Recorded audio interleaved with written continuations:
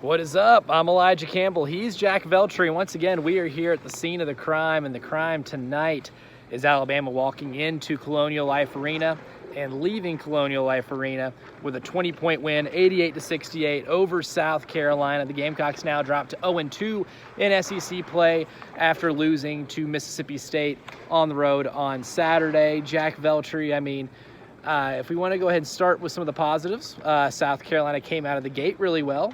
They scored the first 5 points of this game. You had a nice lob from Jamari Thomas and Nick Pringle. You forced a couple turnovers, and you thought, well, if you set the tone like this to start the game, that maybe you're onto something, but it never really materialized after that. The big issue, I think, tonight was, even despite them playing pretty well out of the gate, you held the lead for the first 4 minutes of this game. Alabama's talent, number one, was going to be too much to handle, I think. But the other thing is the depth that Alabama has. I mean, they were rotating guys in and out all night long, and by the end of the game, they finished with 39 bench points compared to South Carolina's 4. So that's probably where I would draw the line in the sand as to the big difference in this game is that, look, Alabama's a top 5 team in the country. They're going to go on to have a great season, potentially compete for a national championship. Heck, they got pretty close last year. But South Carolina, after not having any production from your starting 5 against Mississippi State, tonight was kind of the opposite. You got 4 double-digit point scores in your starting lineup tonight.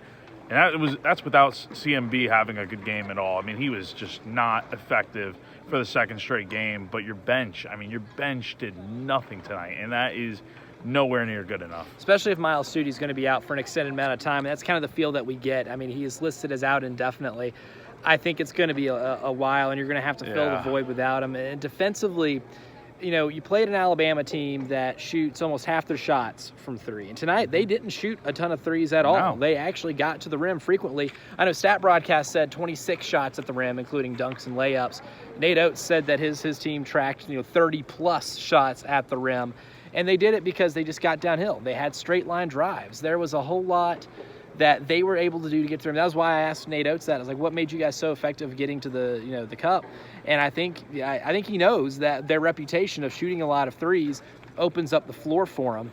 And they're so good at spacing that it can draw a lot of one-on-ones, and you got to be able to guard straight line. That's what Jacoby said after the game too. And I asked him about some of the defensive struggles, and they said he said it starts really with your on-ball defense. And quite frankly, Alabama just got way too much when it comes to their ball screens, being able to get advantages, and being able to just beat their defender off of the dribble and getting to the basket. Alabama just lived at the rim tonight, and if you want to have any chance of beating Alabama, you got to make them shoot contested threes, and there was just none of that tonight. No, and on the flip side of that in the paint, I mentioned Colin Murray-Boyles before. Alabama did a great job of breaking him down and making sure he was ineffective tonight. Again, he only had 6 points on 1 of 6 shooting, and his turnover numbers weren't as bad as they were against Mississippi State. Not as bad, but still, it still wasn't a good game for him. It's just Alabama took advantage of making him a non-factor. And again, even though South Carolina had some good performances, Jacoby Wright had 20, Jamari Thomas had 15 before fouling out. But it's just, when CMB is such a non-factor, I feel like that makes all the difference in the world. Combine that with playing a very good team like you were with Alabama tonight, it's a recipe for disaster, honestly. It is. And at that point, he's got to be better. That's your best player. He's one of the 7 or 8 highest usage rates players in the Southeastern Conference. He's got to be able to be better. He's got to take more shots, and he's got to be able to get himself to the rim. Nate Oates, after the game, I thought had a really interesting quote talking about Mo Diabate, who came off the bench for Alabama tonight. He really credited Mo with being the Colin Murray-Boyles stopper, right? That he was able to be physical with him on the block, be able to force him into goofy shots, into bad shots, and not to get anything close to the rim. And I think doing that without fouling is one of the reasons why Alabama was able to put the clamps on South Carolina. This is a Gamecock team, Jack, that coming into tonight's game was top 10 in the country in free throw rate. They didn't shoot their first free throw until the 4:22 mark in the first half.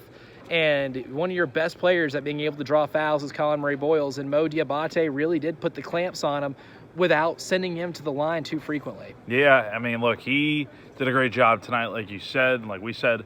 And again, it just, Alabama didn't shoot tremendous from the free throw line. The big thing was How many and one opportunities did Bama have? I mean, A lot. Like I don't know what the exact number was, but it felt like almost every time they drove to the basket when they got fouled, the ball was going through the cup and into getting in the extra points, and a lot of 3-point play opportunities. The big one for me early in this game was when Zach Davis fouls. I can't even remember who it was for Alabama, but he fouled. Oh, Phylon, yeah. He fouled Phylon on a 3-point play. Shot goes in. That's kind of just what it was tonight. Alabama got a lot of good opportunities at the rim, obviously, but when you're having trouble stopping guys like that, and especially Mark Sears, who was just dominating in that first half, I mean, you're once you fell behind by double digits, I mean, it was kind of just like it was going to be tough to come back. Yeah, you mentioned Mark Sears, the preseason player of the year in the SEC. Yeah, 22 really good points, player. 6 assists, only turned him over 3 times, but he was 4 of 6 from 3, and this is an Alabama team that did shoot a lot better tonight from 3 than they have all year long. Going into the year, they were a smidge over 31%, and again, 8 for 19 as a team tonight. That is significantly better than what it's been this year, but you look back on this one and you see that the discrepancy of what last year's team was this year's team. Lamont, after the game, talked about last year you had a goal to hold people under 70 points, and you weren't going to let people score over 70. And Alabama came in here and at times made it look really easy. I mean, Alabama still put up almost 90 points, and they went through 2 different 1-for-9 stretches from the field in the second half. They slowed down significantly and still were able to get a lot of points.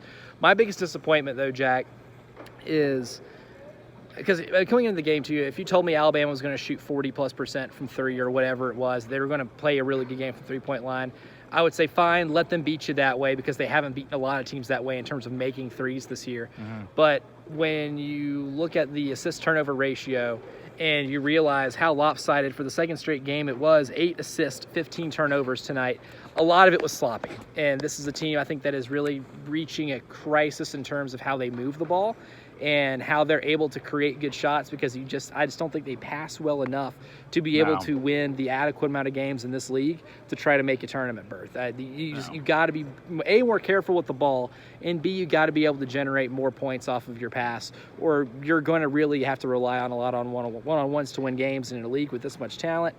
It's hard to foresee that being a successful strategy. It's still very sloppy for South Carolina, and a lot of passes that seem careless and leading to a lot of turnovers. And look, there's so many problems with this team that's like, okay, they played a little bit better tonight, but there were still so many different things that really didn't go, the way they needed it to go. Like, again, CMB virtually did nothing tonight.